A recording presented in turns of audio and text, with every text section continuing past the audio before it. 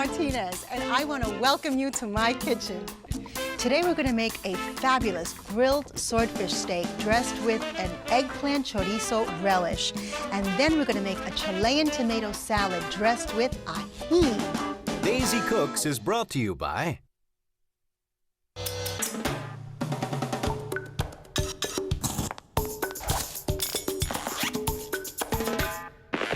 As Daisy says, eat great, feel great, look great. Marshall's. Brand names for less. All-Clad Metal Crafters.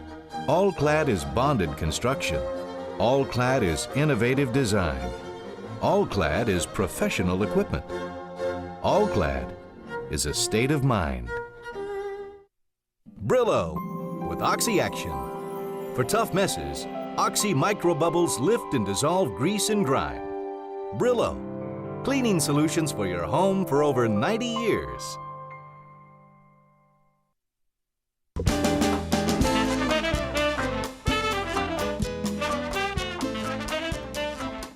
Hola! Today we're going to make a fabulous grilled swordfish steak, but before we get around to that, I'm going to make a little Colombian condiment called ají. Ají is a generic term for pepper. Ají dulce, sweet pepper. Ají picante, hot pepper. But in Colombia, ají is a condiment that is made with hot peppers and lime and onion and garlic. Basically, they use it instead of ketchup. It's in everybody's fridge or on their table, and it's a cinch to make. You're going to love it. Let's start off with some beautiful limes. I've juiced quite a few of them already, and we're just going to finish these off. And you really need to have your lime juice all set up because you want to cover all of the ajíes or hot peppers. A little more. If you're lucky enough to have one of those fancy schmancy electric juicers, this would be the time to pull it out of the cupboard because you really have to do a number of them. And we'll just pour it right into there, and we're just going to let that sit. All right, our ajíes. What I'm using today are serrano peppers, which are a moderately hot pepper. You can use a jalapeno or something along those lines. But if you really like to break out into a sweat and a blush, the way that I do, you might like to use an habanero or a Scotch bonnet or something like that. You could even add one or two of those to your ají if you want to mix it up a little bit. It's totally up to you. And I've trimmed quite a few of them. I'm going to leave some whole because that's a way for you to control the amount of heat. You know that the heat in a pepper is inside the ribs and the seeds of the pepper. So if you leave some whole, you can actually pull out an ají and get the tartness without blasting your taste buds. Okay, so I'm going to throw in about, let's say 6 to 8 cloves of garlic. Again, these are just ballpark figures. If you want to add more heat, more onion, less onion, it's a matter of preference. I'm sure that every family in Colombia has the best ají recipe in the world. Aren't these gorgeous? They range in color from green, yellow, orange. Look how pretty these are. And I think that's as much as I'm going to save because I like my ají hot. I like it to say something. Okay, and then we have a red onion that I'm just going to coarsely just cube pretty much. And we're going to give this a couple of whirs. There we go. Okay, beautiful. Oh, wow. Woo, it's talking to me. In Colombia, they make their ají every morning because it goes quick. You, however, can make ají once a week and store it in your refrigerator. It'll keep very nicely, and it only gets better. There's really beautiful color in here. Those big chunks of peppers, not a problem. And what you would do with this is you would take a spoonful or two, if you're feeling adventurous, and serve it with grilled meat, chicken, fish. You know what I was thinking? Ají with French fries. Yum. Like I said before, ketchup who, and we're going to add a little salt. Now, a funny thing about salt and citrus, a lot of times they cancel each other out. So after adding the citrus, you can check for seasoning and then, tweak it if you'd like. Also, you can throw in a handful of peppercorns if that's your preference, even a bay leaf. Okay, and then I'm going to put the lid on, nice and tight, and we're going to give it a shake. Just make sure that it's all mixed in. By the time that we're finished with dinner, I'm going to pull this out and you're going to see what a beautiful blush you get from the red onion. The lime juice leaches the color out and it gives your ají an absolutely gorgeous color. And I think we're just about ready to take a look at that swordfish. I have some gorgeous, beautiful swordfish steaks, and they're so big that I'm going to cut them in half. And I'm gonna let the swordfish tell me where to make the cut. You can see over here, there's like little circles. And on this side, again, there's another little pattern. So we can cut right between them and have two beautiful steaks. Is this not a beautiful piece of fish? Absolutely gorgeous. I'm going to season it with a little bit of adobo. Now, I make my own adobo. Adobo is also very easy to find in the ethnic aisle of your supermarket. And it comes with pepper, without pepper, with cumin, without cumin. There are some even now with like orange rind or lemon rind. Now you have a choice. You can buy it made or make your own. So we're gonna dust these fillets with plenty of adobo. One thing that I'm passionate about, with my food is that our food is bold. It's not shy, it's not subtle, it's got real flavors in it. And adobo is one of those things that you're going to become addicted to. You'll be thinking, how in the world did I ever live without adobo? I'm talking scrambled eggs, popcorn, it's gonna become a part of your life. One of the flavors that I think marries very well with the swordfish, something called naranja agria, a sour orange.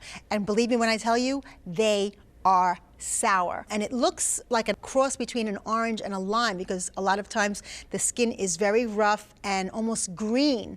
And when you cut it crosswise, there's a lot of seeds inside and it just puckers your mouth. I think it's doing it now. But naranja agria is not readily available. You can, however, approximate the flavor with an orange. I'm using a navel orange because there's no seeds. Then the juice of a lemon. And it's not the same, but it's a close enough approximation. I've been noticing in the supermarkets now that you can get naranja agria marinade. So if you get a chance, pick up a bottle because it's just amazing. That stuff is really good on anything from beef, fish, chicken. I mean, it's endless. Well, I'm going to add a little bit of vinegar to all of this, white wine vinegar, and I'm just going to turn these over. And you can see that the adobo clings to the fish. It's not like I added the juice and the vinegar and the adobo flew off. What I'm going to do now is I'm going to take this into the fridge while I make my relish. You can do that an hour or two ahead of time. If you get the opportunity, flip the fish over, it'll be great. You guys have heard me talk about the melting pot within the melting pot. Well, nowhere is it more evident than walking down Roosevelt Avenue in Jackson Heights, Queens. You're walking, and as you're walking, you're bumping shoulders with Ecuador, with Peru, Colombia. I mean, it's all happening. And then you have the Puerto Ricans and the Mexicans coming down to get our almohadanas and all those delicious pan de yuca and pan de bono. We're not missing out on any of the stuff. It's all good. So you guys, come with me. I've got such stuff to show you. We're in Pollos Mario. This is a really terrific Colombian restaurant. I'm here with my friend Hector and Alcides and Ricardo over there hiding off the corner. And boys are going to show me today how to make a bandeja de pollo. You saw the rotisserie chicken downstairs, and now they're going to show you how we put a plate of that together. Of course, rice. Rice, salad. This is like my birthday. I get to have rice and French fries. They call down for the chicken, and the chicken comes up from the rotisserie. They were showing me downstairs, there's actual, like a dumbwaiter that the chicken comes up, they cut it up and they serve the plate with the chicken, and then you get a bowl of broth as well, consommé. Look at this, does that look gorgeous? Thanks to Hector and the boys over here. All I need is a fork and knife. I'm ready to go. I'm standing in front of the Taqueria Tulcinga in Jackson Heights. This is like a typical little place you'd find in Mexico. You have a restaurant with a jukebox and a bakery and a produce store, and there's spices in there. Come with me, let me take you inside. I'm gonna show you around. Hola, buenos días. Wow.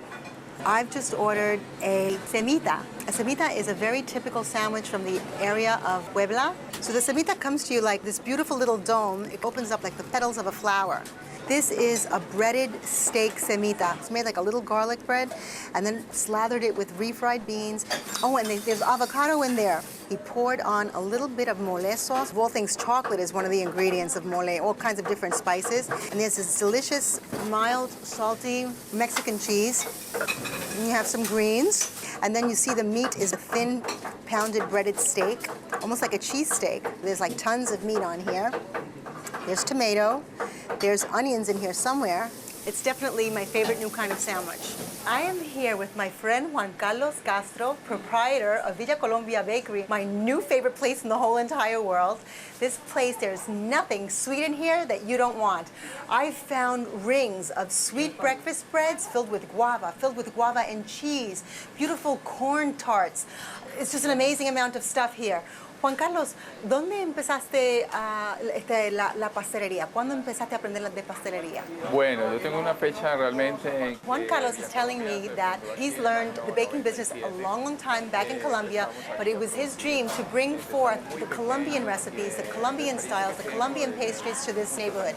He's been in this neighborhood since 1997, 97, and he has another store in Astoria que también se llama Villa Colombia? Villa Colombia 2. In Astoria, Queens. So where you want to stop is Villa Colombia Bakery. Stop by and see Juan Carlos and say hi, Daisy sent me, and get yourself some of those almobojanas.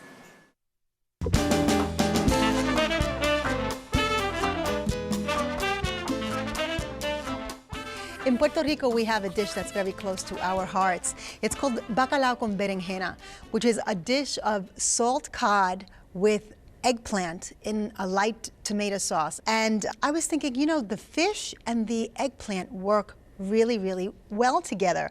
So why couldn't we have a little eggplant relish to serve with our pez espada, with our grilled swordfish? And I got excited about the whole thing, went into the kitchen, and this is what I came up with. I'm going to put some low heat in a saucepan here and just kiss the bottom of the pan with a little drizzle of olive oil. Okay, so let's cut some chorizo up. Chorizo is one of those flavors that once you taste it, it's like, oh, wow. You'll be having it for breakfast, you'll be having it in sandwiches, you'll be having it basically all the time.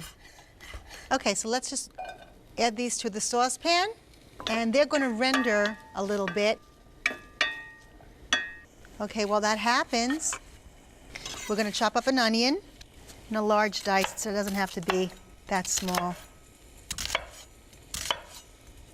I want to be able to see the onion. And just watch the chorizo. You see the color of the oil? It's starting to get a little bit of the red from the chorizo. Beautiful.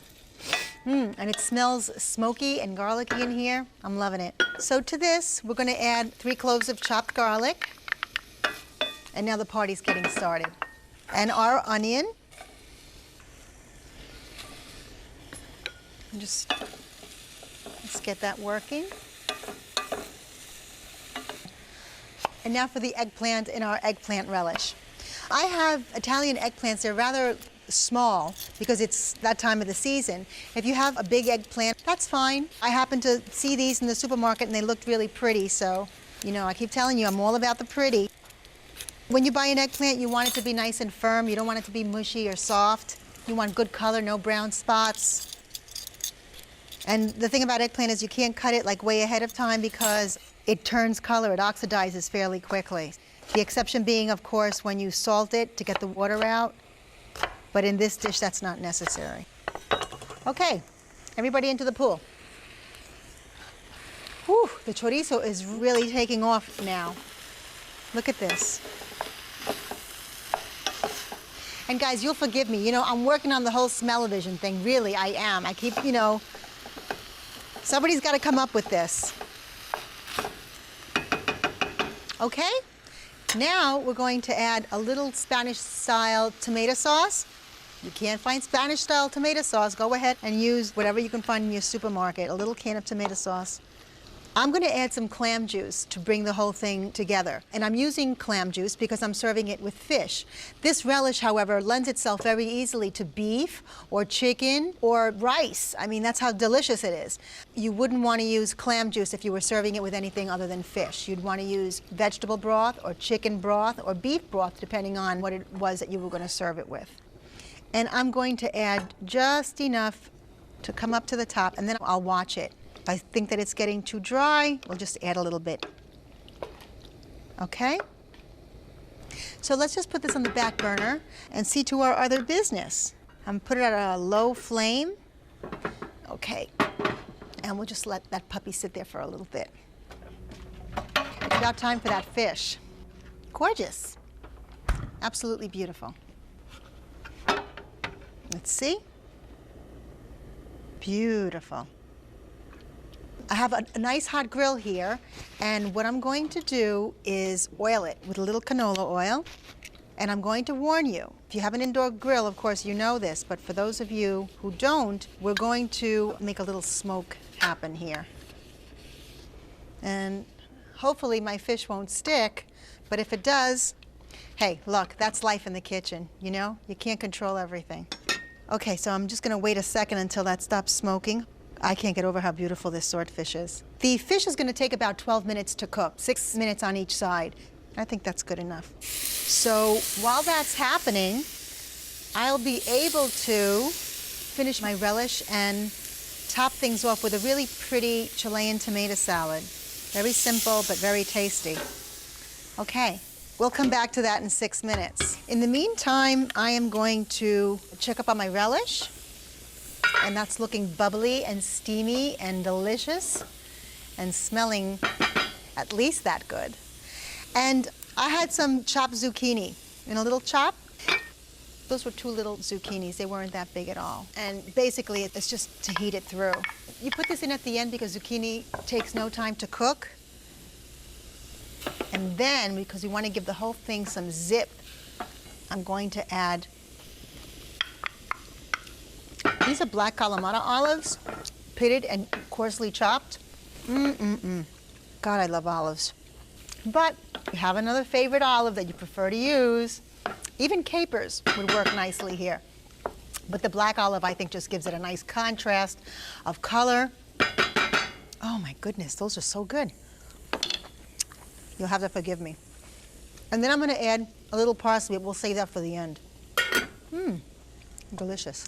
Okay, I just wanna take a peek at my fish. And actually, if you look at the edge of your fish, like over here, it's starting to look cooked through up towards the top. So it may be time, and the other one is just a little more than halfway through. So why don't we do that and go ahead and flip this? This is gonna be the trick. Oh, beautiful, gorgeous. Beautiful, okay, I'm happy. Gorgeous. Okay, so we have the United Nations going on over here. We have Puerto Rico swordfish. We have our ají from Colombia. And now I'm going to make a little Chilean tomato salad that's really simple to make, but incredibly delicious. Again, not for the faint of heart, because that's what we started our ají for. I have a Chilean friend called Carolina, and I was picking her brain once about Chilean food, which sadly enough, I don't think that we've been terribly exposed to it. Even someplace like New York, there's a deficit of Chilean restaurants. So I was picking her brain, and she was telling me that Chileans love to eat bread, something called pan amasado. And it's a very simple country-type loaf. And she says that's the most important part of the meal to a Chilean. There has to be a good piece of bread to accompany whatever it is that we're eating. Okay, I'm just gonna stack these up over here. Well, I don't know, I think that the Chilean produce is so fabulous and fantastic that I think it does quite nicely without bread, especially when you have like really delicious stuff to go with it, like swordfish. And we're gonna add some red onion, sliced thinly. Nice and thin. Just scatter it over. Great tomatoes and onion. What's better than that? A little salt and a little pepper. You know what? I think I'm going to take a peek at the fish. These are nice and firm. Sometimes you hit a cold spot on your grill, and so you really have to check the fish individually. This one's still a little soft, but these are nice and firm. And so I'm thinking, let's take these off and wait for for that other one.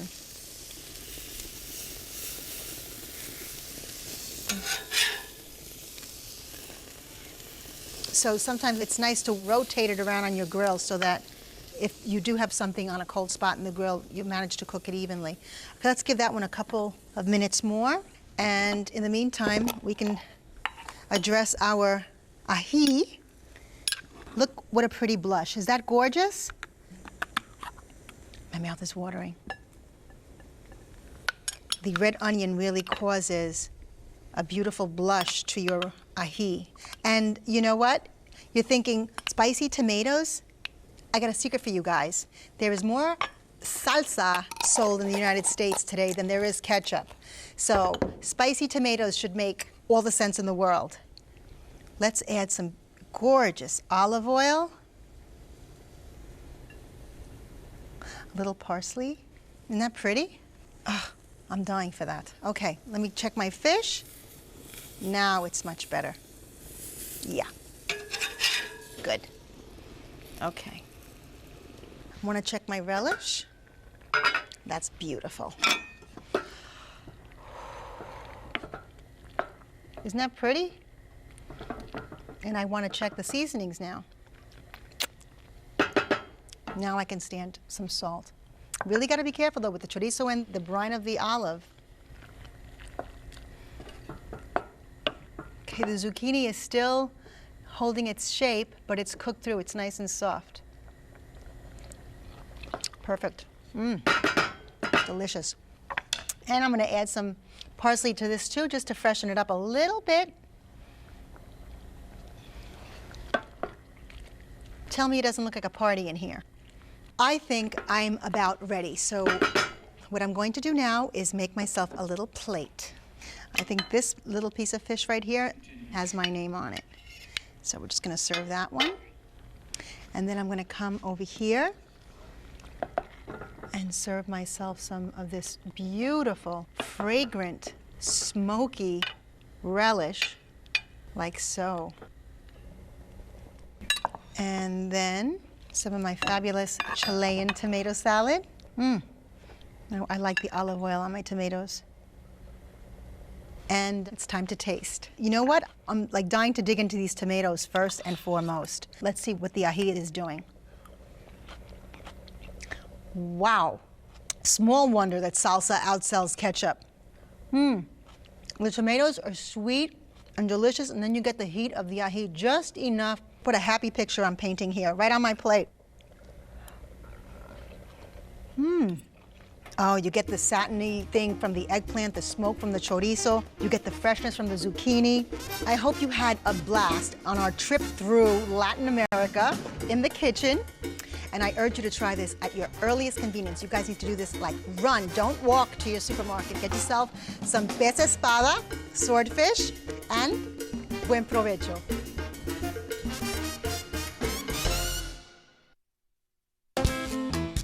Daisy Cooks, Latin flavors that will rock your world, is the full-color hardcover companion cookbook to this series. To order, call 800-336-1917.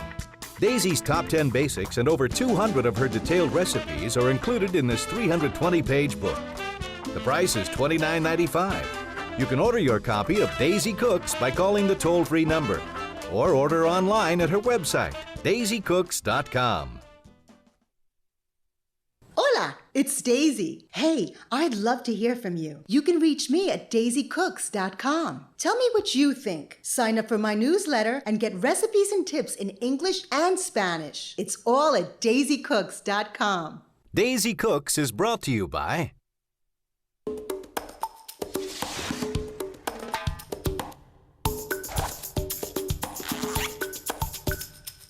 As Daisy says, eat great, feel great, look great. Marshall's. Brand names for less. All-Clad Metal Crafters. All-Clad is bonded construction. All-Clad is innovative design. All-Clad is professional equipment. All-Clad is a state of mind. Brillo with Oxy Action. For tough messes, Oxy micro bubbles lift and dissolve grease and grime. Brillo, cleaning solutions for your home for over 90 years.